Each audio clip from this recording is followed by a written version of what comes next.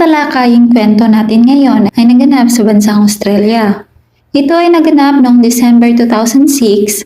Ang biktima ay walang awang pinaslang ng mga walang awang mga kabataan.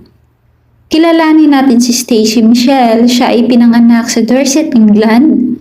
Siya ay lumaki sa isang mapagmahal na pamilya. Sila ay 4 na magkakapatid, isang lalaki na panganay, siya ang pangalawa, at 2 nakakabatang kapatid na puro babae. Si Stacey ay 10 taong gulang nang napagdesisyonan ng mga magulang nito na mag-relocate sa bansang Australia.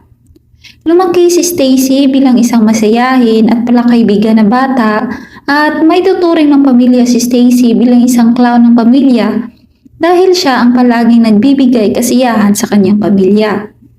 Palagi din itong tumutulong sa mga gawaing bahay at gusto nitong tumuklas ng mga panibagong bagay